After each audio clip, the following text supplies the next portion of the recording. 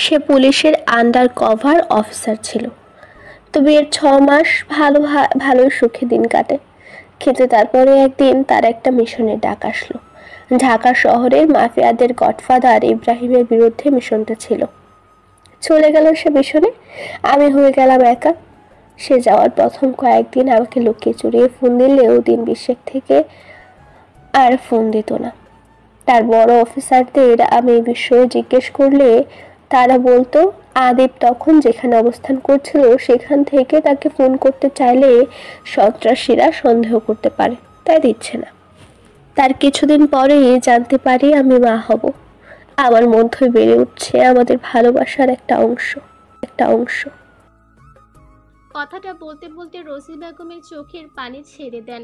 হানিয়া তার আরেকটু কাছে এসে তার হাত দুটো নিচের হাতে নিয়ে শক্ত করে ধরে, চোখ দ্বারা আশ্বস্ত করে, তার চোখের পানি মুছে দেয়। রোজি বেগম আবার বলতে থাকেন, আমি যখন 2 মাসের গর্ভবতী তখন খবর পাই আমার আদিব আর নেই। কথাটা শুনে আমি কয়েক মুহূর্তের জন্য থমকে গিয়েছিলাম। আমার ব্রেন কথা মানতে পারেনি, অজ্ঞান হয়ে গিয়েছিলাম। জ্ঞান ফেরার পর ভাইয়ের থেকে জানতে পারি আদিবের মিশনের একদম শেষের দিকে সে ধরা পড়ে যায় আর সন্ত্রাসীরা তাকে অনেক অত্যাচারের মাধ্যমে মেরে ফেলেছে। একে তো প্রথমবার মা হচ্ছিলাম, তার উপর এমন সময় ভালোবাসার মানুষটিকে হারিয়ে ফেললাম। এত চাপ না সইতে পেরে ভীষণভাবে ডিপ্রেশনে চলে গেলাম। এই ডিপ্রেশনই আমার জন্য আরেকটি দুঃখের খবর নিয়ে আসলো। আমি আমার ভালোবাসার মানুষটির শেষ চিহ্নটাও হারিয়ে ফেললাম। মিসক্যারেজ হলো আমার। এক প্রকার পাগল হয়ে গেছিলাম সেই সময়টা। ভাই আমাকে আমি আর আদিব যে ফ্ল্যাটে থাকতাম সেখান থেকে এ বাড়িতে নিয়ে আসলো। এ বাড়িতে এসে আমার মানসিক অবস্থার তেমন করে পরিবর্তন হয়নি। তখনই আল্লাহ আমার উপর একটু রহম হলো। ভাবির কোল আলো করে আসলো জাভিয়ান। সদ্য নবজাতক জাভিয়ানকে যখন আমার কোলে ভাইয়া তুলে দিল তখন মনে হয়েছিল আমি ওর মা। সে যে কি অনুভূতি আমি তোকে বোঝাতে পারবো না হানিয়া। হানিয়া রোজি বেগমের মুখের দিকে তাকিয়েছিল বলে একটা জিনিস খুব ভালোভাবে লক্ষ্য করতে পারল যে যখন রোজি বেগম জাভিয়ানের জন্মানোর কথা বলছিল তখন তার মুখে এক আলাদা প্রশান্তি ছিল। রোজি বেগম একটু শ্বাস নিয়ে আবার বলা শুরু করেন, জাভিয়ানকে আমি আর ভাবি দুজন মিলে বড় করছিলাম। তুই শুনলে অবাক হবি, আজ তুই যে শায়লা তালুকদারকে দেখছিস সে এক সময় এমন ছিল না। কিছু মানুষের প্ররোচনায় আজ সে এত নিষ্ঠুর প্রকৃতির হয়ে গেছে। জাভিয়ান হওয়ার 6 মাস পরেই আমরা খবর পাই ভাবি আবার প্রেগনেন্ট। একটা বাবু হওয়ার এত পরেই আবার বাবু এসে যাওয়ায় ভাইয়া ভাবি কিছুটা চিন্তিত ছিল। কিন্তু আমি তাদের বোঝালাম আমি সাহায্য করব ভাবিকে। তারা আমার কথা শুনে স্বস্তি পায় আর সেকেন্ড বেবিটা নেয়, যে ছিল স্পর্শিয়া তালুকদার পরিবারের একমাত্র কন্যা। আমি বলেছিলাম না আমি আমার ভাইয়ের সবচেয়ে আদরের ছিলাম, কেন জানিস? হানিয়া না বোধক মাথা নাড়ায়। কারণ আমাদের পরিবারে মেয়েদের একটু বেশি ভালোবাসা হয় এক অজানা কারণে। স্পর্শিয়া জন্মানোর পর ভাবে ভীষণ অসুস্থ হয়ে পড়ে। আমি দিনের বেশিরভাগ সময় বাবুদের খেয়াল রাখতাম। বাবুদের খেয়াল রাখতে গিয়ে আমি আমার দুঃখটা ভুলে যাচ্ছিলাম বলে পরিবারের সবাই সবটা হাসি মুখে মেনে নেয়। ছোট থেকে আমার জাভিয়ান ছিল প্রচণ্ড মেধাবী একজন ছেলে। অন্য বাচ্চারা যখন ক খ শিখতো আমার জাভিয়ান তখন যোগ বিয়োগ শিখে সুন্দর করে করতে পারত। তার এমন মেধা দেখে ভাইয়া জাভিয়ানকে ক্লাস 1-এ ভর্তি না করিয়ে একেবারে 2-তে ভর্তি করিয়ে দেয়। জাভিয়ান আর স্পর্শিয়ার মধ্যে সাপে নেউলে সম্পর্ক হলেও দুজন বলতে পাগল ছিল।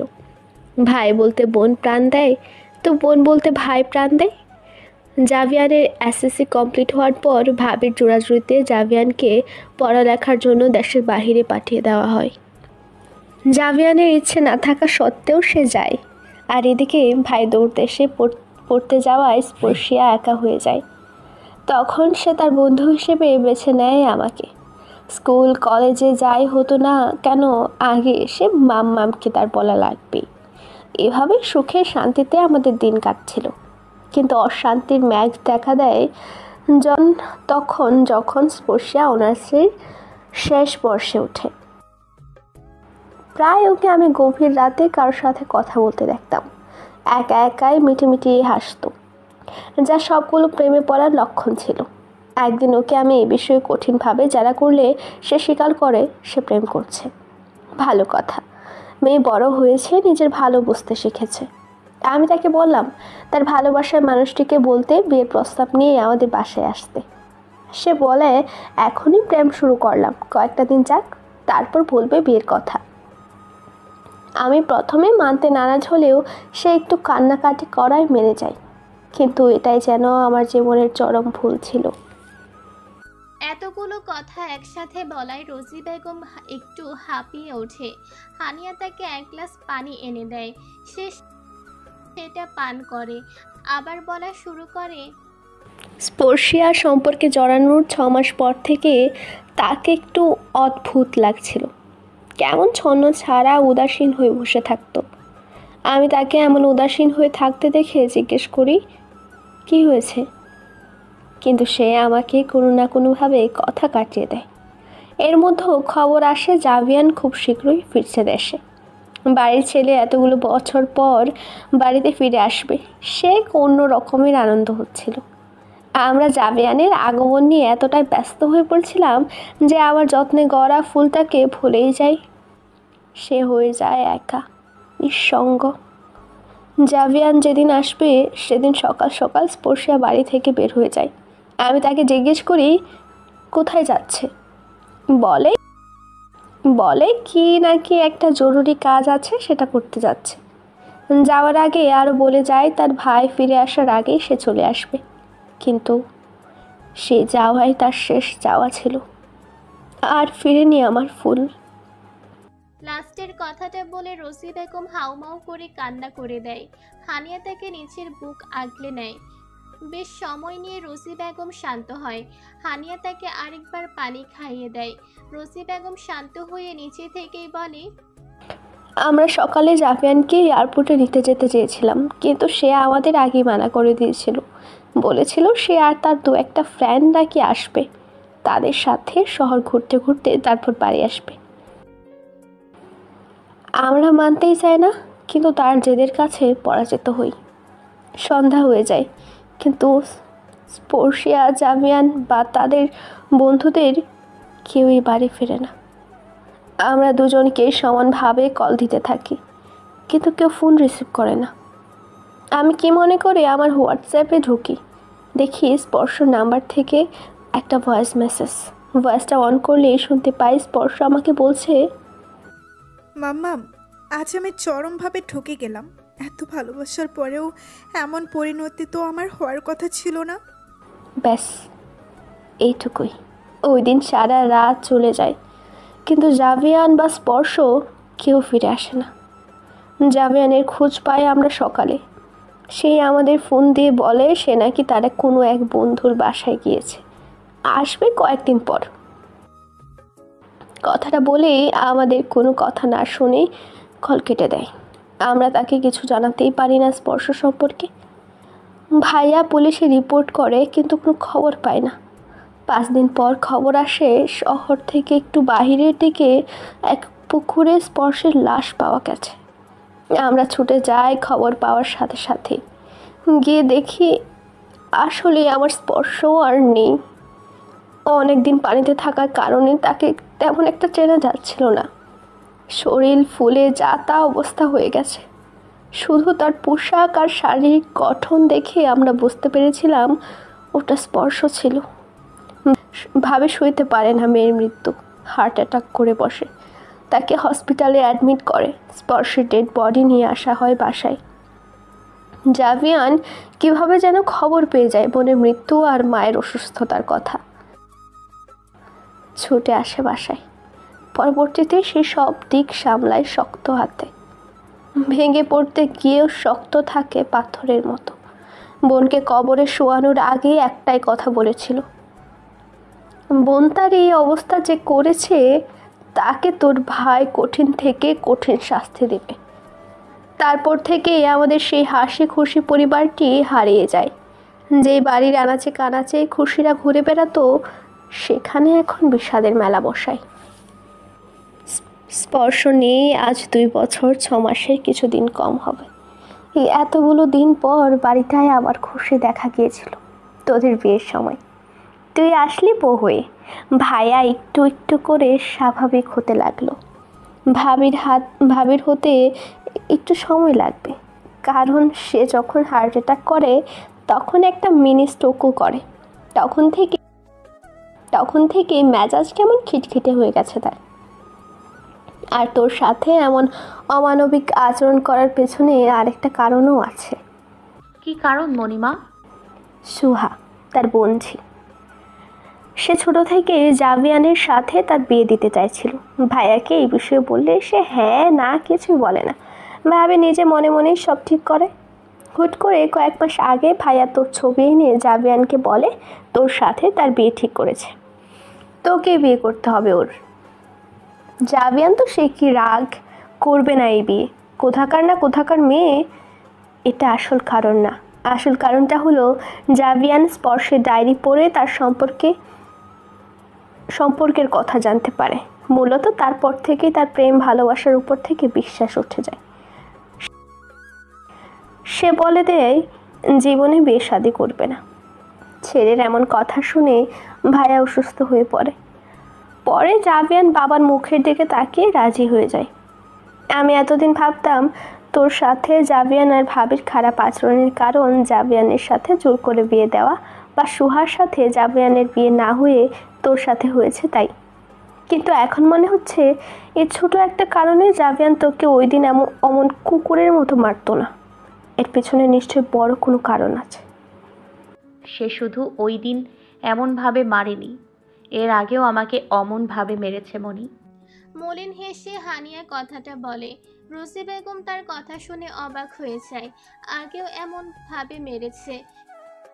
সেদিন না হয় রোজি বেগম তাকে উদ্ধার করেছিল, কিন্তু তার আগে যখন মেরেছিল তখন মেয়েটার কি অবস্থা হয়েছিল। সে অস্থির হয়ে বলে, কবে? আমায় তো কিছু বলিসনি। আমাদের বাসর রাতেই সে আমার গায়ে প্রথম হাত তুলেছিল, কিন্তু কিছুদিন আগে যে মারলো না ততটা প্রখরভাবে মারেনি। আর বলিনি কারণ তোমার আদুরে বাচ্চাটা আমাকে হুমকি দিয়েছিল যদি আমি কাউকে তার এমন ব্যবহারের সম্পর্কে বলি তাহলে আমার অবস্থা আরও খারাপ করে দেবে, তাই বলিনি। হানিয়ার থেকে জাভিয়ানের সম্পর্কে একের পর এক চমকপ্রদ কথাগুলো শুনে রোজি বেগম ভীষণ দুঃখী হয়ে যায়। সে তো ছোট থেকে জাভিয়ান স্পর্শকে লালন পালন করে বড় করলো। সে তো সবসময় বলতো মেয়েদের সম্মান দিতে। তার সামনে তো জাভিয়ান কখনো মেয়েদের সাথে এমন কুকুরের মতো আচরণ করেনি। তাহলে নিজের বিবাহিত স্ত্রীর সাথে এমন আচরণ কেন তার? শুধুমাত্র বাবার পছন্দের মেয়েকে বিয়ে করায়। তাদের কথাবার্তার মাঝে মাগরিবের আজান দিয়ে দেয়।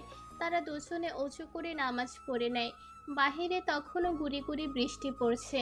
হানিয়া ঠিক করে সন্ধ্যায় নাস্তার গরম গরম চপ আর চা বানাবে। রোজি বেগম তাকে হেল্প করতে চাইলে হানিয়া তাকে নিষেধ করে। তাও রোজি বেগম করতে চাইলে হানিয়া তাকে ধমক দিয়ে বসিয়ে রাখে। হাঁটুর ব্যথায় কালকে ঘুমোতে পারিনি না। একটা কথা বললে কিন্তু ডাক্তারকে বললো বড় বড় ইঞ্জেকশন দিতে তোমাকে। রোজি বেগম চোখ ছোট ছোট করে বলে, আমাকে কি তুই বাচ্চা পেয়েছিস? ইঞ্জেকশনের ভয় দেখাচ্ছিস যে? বাচ্চা ভাবো কেন? তুমি তো বাচ্চাদের মা। যার 3-3টে বাচ্চা আছে তাকে কি কোনো কিছুর ভয় দেখানো যায়? কিন্তু তোমাকে যায়। কথাটা বলে হানিয়া ক্লোজ আপ মার্কা একটা হাসি দেয়। কারণ তুমি আসলে ইঞ্জেকশন ভয় পাও। রোজি বেগম এক প্রকার ধরা পড়ে যায়। তার আসলে ইনজেকশনে ভীতি আছে। এই বিষয়টা হানিয়া সেদিন জানতে পারে যেদিন রোজি বেগম তার অসুস্থতার জন্য তাকে ডাক্তারের কাছে নিয়ে গিয়েছিলেন আর ডাক্তার হানিয়াকে ইনজেকশন দিচ্ছিলেন সেদিন। তারপর থেকে হানিয়া তাকে ইনজেকশনের কথা বলে রাগায়। রোজি বেগম নিজের হার স্বীকার করে নেন। হানিয়া খুশি মনে রান্নাঘরে চলে যায়। কুলসুম আর সে হাতে হাতে খুব কম সময়ে চপ আর চা বানিয়ে ফেলে। হানিয়া চপের প্লেটটা নিয়ে ড্রয়িং রুমে এনে মাত্রই সেন্টার টেবিলে রাখে, তখনই কলিং বেল বেজে ওঠে। কুলসুম তাড়াতাড়ি করে গিয়ে খুলতে গেলে হানিয়া তাকিয়ে থামিয়ে দিয়ে বলে, তুমি চায়ের কাপগুলো নিয়ে আসো, আমি দেখছি কে আসলো। কুলসুম মাথা নাড়িয়ে সম্মতি জানায় সে। হানিয়া মেইন ডোরের দিকে হাঁটতে হাঁটতে ভাবে, এই অসময়ে আবার কে আসলো? আভিয়ান? কিন্তু সে তো এই সময়ে আসে না, তাহলে? কথাগুলো ভাবতে ভাবতে সে দরজার সামনে উপস্থিত হয়। আর কোনো কিছু না ভেবে সে দরজা খুলে সামনের ব্যক্তিটিকে দেখে সে একটু অবাকই হয়। ব্যক্তি বললে ভুল হবে, কারণ একজন নয় দুজন এসেছে। জাবিয়ানের সাথে আরও একজনকে দেখতে পায় হানিয়া। তাকে সে চিনে না, এমনকি তাদের বিয়ের সময়ও দেখেনি। হানিয়া তাদের সালাম দিয়ে দরজার সামনে থেকে সরে দাঁড়িয়ে তাদের ভেতরে প্রবেশের জায়গা দেয়। রোজি বেগম হানিয়াকে জিজ্ঞাসা করে, কে এলো হানিয়া?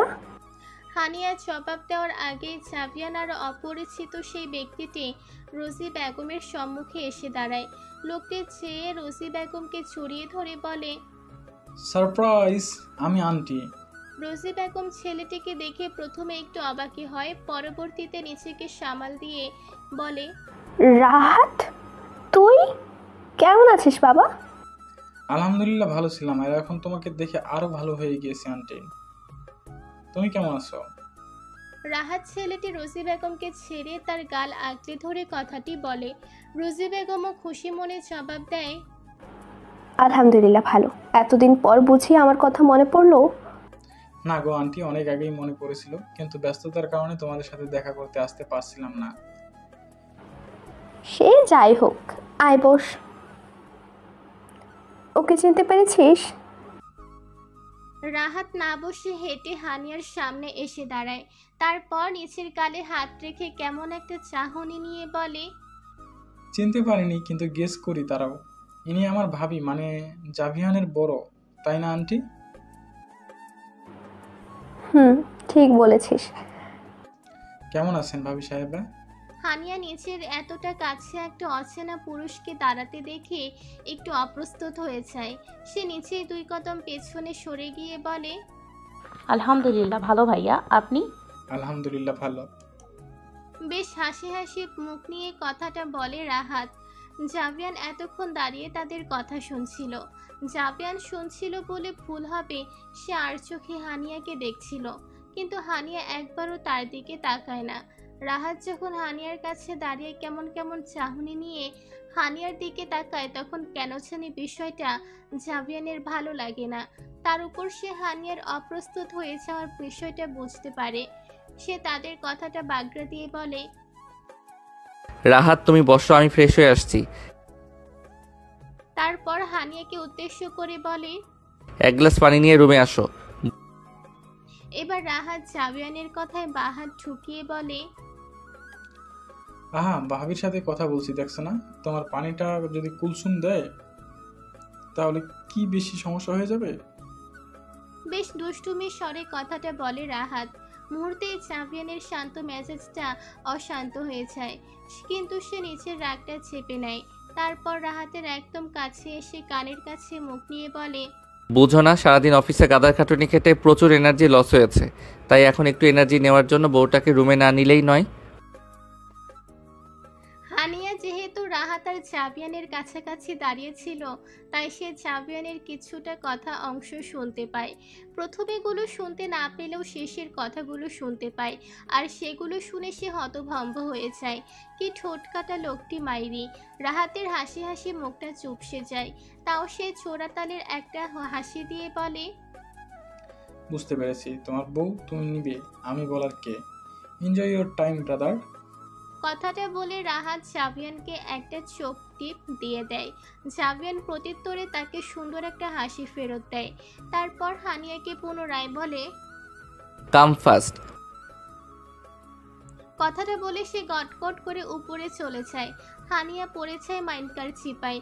এই 1 সপ্তাহে সে একবারও জাবিয়ানের রুমে যায়নি, আর না এখন যাওয়ার ইচ্ছে আছে। রাহাতকে বসতে বলে কুলসুমকে নিয়ে কিচেনে চলে যায়। তারপর রাহাতকে হালকা পাতলা নাস্তা দিয়ে কুলসুমকে নিয়ে উপরে যায় জাভিয়ানের রুমের উদ্দেশ্যে এক গ্লাস পানি নিয়ে। একজন বাহিরের মানুষের সামনে স্বামীর কথা অমান্য করে তাকে অপমান করার মতো শিক্ষা তার মা তাকে দেয়নি। সে জাভিয়ানের কথাটা মানবে, কিন্তু তার উপায়ে। সে জাভিয়ানের রুম থেকে একটু দূরে দাঁড়িয়ে কুলসুমকে বলে, যাও, ওটা তোমার ভাইজানকে দিয়ে আসো, আমি এখানে দাঁড়িয়ে আছি। কুলসুম হানিয়ার কথা মতো পানির গ্লাসটা জাভিয়ানের রুমে নিয়ে যায়। মিনিট দুয়েক পরে ভেতর থেকে গ্লাসটা ভাঙার আওয়াজ আসে। গ্লাস ভাঙার শব্দে হানিয়া একটু না বেশ অবাকই হয়। কিছু মুহূর্ত পরে কুলসুম জাভিয়ানের রুম থেকে বের হয়ে আসে ভয়ার্থ মুখ নিয়ে। বেশ ভীত দেখাচ্ছে তাকে। সে হানিয়ার কাছে এসে বলে, ভাইজান আপনার ভেতরে ডাকতেছে ভাবি। ও আচ্ছা। হানিয়া এমন একটা ভাব করে যেন তার কানে কোনো কথাই যায়নি। কথাটা বলে হানিয়া হাঁটা দেয় সিঁড়ির দিকে। কুলসুম তার এমন ব্যবহার দেখে অবাক হয়। সে অবাক হয়ে জিজ্ঞেস করে, ভাবি যাইবেন না ভাইয়ের রুমে? ডাকতেছে তো আপনি রে। নিচে চলো কুলসুম, মেহমান এসছে বাড়িতে, তার জন্য ভালো কিছু রান্না করতে হবে, তো অনেক কাজ আছে, তাড়াতাড়ি আসো। কথাটা বলে হানিয়া সিঁড়ি বেয়ে নিচে নেমে যায়। কুলসুমও তার পেছনে পেছনে কেটে পড়ে। দাঁড়িয়ে থাকে শুধু জাভিয়ান, যে কিনা কুলসুমের পেছন পেছনই এসেছিল, কিন্তু একটু আড়ালে দাঁড়িয়েছিল। হানিয়ার এমন ইগনোর দেখে তার কলিজা পর্যন্ত তিতা হয়ে গেছে। সে হাত মুঠো করে প্রচণ্ড রাগ নিয়ে বলে, বাহ, মেরে বিল্লি মুজিসি হিমেও আমাকে ইগনোর করার ফল তোমাকে ভুগতে হবে হানি। রান্না শেষ করে হানিয়া হাত মুছতে মুছতে ড্রয়িং রুমে উপস্থিত হয়। দেখতে পাই জাভিয়ান আর রাহাত অফিসের কাজ নিয়ে ব্যস্ত। সে নিচের উপস্থিত বুঝাতে গলা খাকারি দেয়। জাভিয়ান আর রাহাত দুজনই তার দিকে তাকায়। দুজনের চোখে একটা মুগ্ধতা কাজ করছে। হানিয়ার হালকা ঘামে ভেজা মুখটা উপস্থিত দুজন পুরুষকেই মুগ্ধ করছে। জাভিয়ান না হয় হানিয়ার স্বামী, তার মুগ্ধতার বিষয় আলাদা, কিন্তু রাহাত। হানিয়া তাদের উদ্দেশ্য করে বলে, রাত তো অনেক হলো, ডিনারটা করে নিলে ভালো হয়। এখন কি ডিনার সার্ভ করব? জাভিয়ান ঘর থেকে বের হয়ে বলে, করো। আচ্ছা আপনারা আসুন তাহলে। কথাটা বলে আবার কিচেনে চলে যায়। সে তার কুলসুম হাতে হাতে নিয়ে আসে খাবারগুলো। জাভিয়ান আর রাহাতও এসে পড়েছে। হানিয়া কুলসুমকে বলে, মনিকে ডেকে নিয়ে আসো। কুলসুম রোজি বেগমকে ডেকে নিয়ে আসলে হানিয়া সকলকে ডিনার বেড়ে দেয়। বিয়ের পর থেকে নিয়মিত রান্না করার কারণে হানিয়ার রান্নার হাতটা বেশ ভালোই হয়েছে। শুরুতে শুরুতে তো চলে যাওয়া টাইপ ছিল। খেতে খেতে রাহাত বলে, ভাবি ভীষণ ভালো রান্না করেছেন। হানিয়া হালকা হেসে বলে, ধন্যবাদ ভাইয়া। কিরে জাভিয়ান, তুই তো খেয়ে যাচ্ছিস, তা কেমন হয়েছে রান্না? তা কেমন হয়েছে রান্নাটা তো বলি না। জাভিয়ান খাওয়া থামিয়ে বলে, প্রতিদিনের মতোই মনে হচ্ছে, স্পেশাল কিছু না। তুই হয়তো প্রথম ওর হাতের রান্না খেলি, তাই তোর কাছে ভালো লাগছে। আমরা তো প্রতিদিনই খাই, তাই আমাদের কাছে একই লাগছে। কথাটা বলে আবার খাওয়া শুরু করে। এত মনোযোগ দিয়ে খাচ্ছে যেন খাওয়া ছাড়া আর কোনো ইম্পর্টেন্ট কাজ তার জীবনে নেই। হানিয়া রাহাতকে থামিয়ে দিয়ে বলে, থাক ভাইয়া, কারোর কাছ থেকে সেধে প্রশংসা পাওয়ার ইচ্ছে আমার নেই। আপনি খান, খাওয়ার সময় এত কথা বলতে হয় না। হানিয়ার কথা জাভিয়ানের চলতে থাকা মুখটা থেমে যায়। চোয়ালটা শক্ত হয়ে যায়। আজকে একের পর কাছে হানিয়া জাভিয়ানকে শুধু রাগিয়ে দিচ্ছে, আসছে পরে থেকে ইগনোর করছে। রাহাতের সাথে হাসি হাসি মুখে কথা বললেও তার সাথে কেমন গম্ভীর মুখ করে কথা বলছে। এখন আবার পিঞ্চ মারলো। কয়েকদিনের দূরে সাহস বেড়ে গিয়েছে তার। খাওয়া শেষ করে রাহাত আর থাকে না। রাত বেশি হয়ে যাচ্ছে দেখে সে তার বাসায় চলে যায়। যাওয়ার আগে হানিয়াকে বলে যায়, আজ বিনগুলায় মেহমান হয়ে দাওয়াত খেয়ে গেলাম, কিন্তু আপনাকে কিন্তু তা করতে হবে না। আমাদের বাসায় যাওয়ার জন্য বলে যাচ্ছি, অবশ্যই কিন্তু সময় বের করে যাবেন একদিন। হানিয়া বলে, ইনশাল্লাহ যাব ভাইয়া, আপনি আবার আসবেন কিন্তু। তা তো আসবই, আপনার হাতে এত সুস্বাদু খাবার প্রতি বেলায় খাওয়ার জন্য আমার তো মন চাচ্ছে এখানেই থেকে যেতে, কিন্তু তা তো আর করতে পারবো না। আম্মু তাহলে ঝাঁটা দিয়ে ঝিটিয়ে নিয়ে যাবে বাসায়। প্রথম কথাগুলো হাসি হাসি মুখে বললেও শেষের কথাটা বেশ মন খারাপের ভাব নিয়ে ধরে বলে রাহাত। তার এমন ভঙ্গিমা আর কথা শুনে হানিয়া রোজি বেগম হেসে দেয়। রাহাতের কাছে হানিয়ার হাসিটা ভালো লাগলেও জাবিয়ানের যেন শরীর চলে দেয়। আমার সামনে আসলে মুখটা এমন করে রাখে যেন তাকে আমি হাসতে বারণ করে রেখেছি, কিন্তু এখন একজন বাহিরের ছেলের সামনে কেমন দাঁত কেলাচ্ছে। দাঁড়া, আজই এর একটা হেস্তনেস্ত করব আমি। কথাগুলো ভাবছে আর মনে মনে রেগে ফুঁসছে। রাহাত তাদের সকলকে বিদায় নিয়ে চলে যায়। হানিয়া সদর দরজা বন্ধ করে কিচেনের দিকে হাঁটা দিলে শুনতে জাবিয়ান বলছে, 10 মিনিটের মধ্যে যেন রুমে পাই, না হলে কপালে দুঃখ আছে। হানিয়া তার কথা শুনে পেছনে ফিরে দেখে জাবিয়ান সিঁড়ি বেয়ে উপরে উঠছে। হানিয়া তার অগোচরে একটা ভেঙচি কেটে নিচের কাছে চলে যায়। হানিয়া আর কুলসুম রাতের খাবার একসাথেই করে নেয়। সবকিছু গুছিয়ে নেওয়ার পর হানিয়া এক চোখ পানি কুলসুমের হাতে দিয়ে বলে, তোমার ভাইজানের রুমে রেখে আসো এটা, আর তাকে জিজ্ঞেস করে আসবে তার আর কিছু লাগবে কিনা। যাও। কুলসুম ভয় নিয়ে বলে, ভাবি বলির পাঠা আমারে বানাই না লাগবো আপনার। তখন ছোটো গিলাস ছিল তাই মাথাটা বাচ্চা গেছে, কিন্তু এখন তো মনে হয় তার আর কোনো চান্সই নাই। ভাই এবার জগটা আমার মাথাতে ফিক্কা মারবো। হানিয়া তার এমন ভয় দেখে হেসে দেয়। তাকে হাসতে দেখে বলে, আমার ভয়ে আপনি হাসতাছেন ভাবি? হানিয়া তার হাসি থামিয়ে বলে, হাসবো না? তুমি এমন হাসির কথা বললে কে না হেসে পারবে বলো? উনি তোমাকে মারবে না, যাও। ভাবের থেকে অভয়বাণী পেয়ে কুলসুমের ভয়টা একটু কমে। সে পানির চকটা নিয়ে জাভিয়ানের রুমে যায়। রুমে ঢোকার পূর্বে নক করলে ভেতর থেকে উত্তর আসে, রুমে প্রবেশের জন্য পারমিশন লাগবে না তোমার, ভেতরে আসো।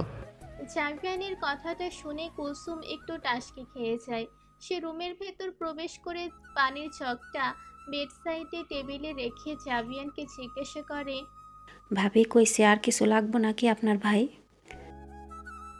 জাভিয়ান এতক্ষণ সোফায় বসে ল্যাপটপে কাজ করছিল, তাই কুলসুম যখন প্রবেশ করে তখন সে কুলসুমকেই হানিয়া ভেবে কথাগুলো বলে। কিন্তু কুলসুম যখন তাকে কথাটা জিজ্ঞাসা করে তখন সে ল্যাপটপ থেকে মাথা তুলে কুলসুমকে দেখে অবাক হয়ে যায়। সে কুলসুমকে জিজ্ঞাসা করে, তোর ভাবি কই? ভাবি নিচে কাজ করে, আপনার কিছু লাগবো ভাই? জাভিয়ান রেগে নাক ফুলিয়ে বলে, না, তোর ভাবিকে আসতে বল যা। কুলসুম জাভিয়ানের নির্দেশ মতো কথাটা হানিয়াকে বলে, কিন্তু হানিয়া সে কথা গায়েই লাগায় না। নিচের মতো সব গুছিয়ে রেখে কুলসুমকে ঘুমোতে পাঠিয়ে নিচে উপরে চলে আসে। জাভিয়ানের রুম ক্রস করার সময় দেখে সে বুকে হাত গুছে দরজায় হেলান দিয়ে সিঁড়ির দিকে তাকিয়ে আছে। হানিয়া তাকে আবারও ইগনোর করে রোজি বেগমের রুমের দিকে যেতে লাগলে জাভিয়ান বলে, তোমার মনে হচ্ছে না আজ তুমি একটু বেশি সাহস দেখিয়ে ফেলছো? সেদিনের মায়ের কথা এত তাড়াতাড়ি ভুলে গেলে? হানিয়া তার কথা শুনে এক মুহূর্তের জন্য হাঁটা থামিয়ে থম মেরে দাঁড়িয়ে থাকে। সেদিনের মারের কথা হানিয়া ইহজনমে ভুলতে পারবে কিনা সন্দেহ। মানুষ চোরকেও এমন করে মারে না যেমনটা জাভিয়ান হানিয়াকে মেরেছিল। সেদিনের কথাগুলো মনে পড়লে আজও তার শরীর কেঁপে ওঠে। হানিয়া নিজেকে সামলে নিয়ে পুনরায় হাঁটা দেয়। জাভিয়ানকে তাকে উদ্দেশ্য করে আবার বলে, চুপচাপ রুমে আসো, রাত অনেক হয়েছে, সিন ক্রিয়েট করো না। হানিয়া জাভিয়ানের কথা শুনে নিচের হাঁটা থামায় না। সে রোজি বেগমের রুমে ঢুকবে, ঠিক এমন সময় তার হাতে টান পড়ে। পেছনে ফিরে দেখে জাভিয়ান তার দিকে রক্ত চক্ষু নিয়ে দাঁড়িয়ে আছে।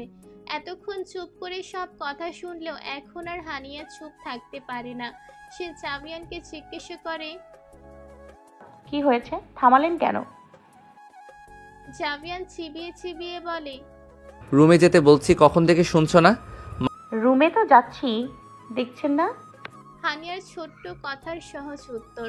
মাম্মার রুমে না, ওই রুমে চলো। কোন রুমে? আমাদের রুমে। আমাদের রুমে? এটা আবার কোন রুমের কথা বলছেন? ভ্রু কুচকে জিজ্ঞাসা করে হানিয়া।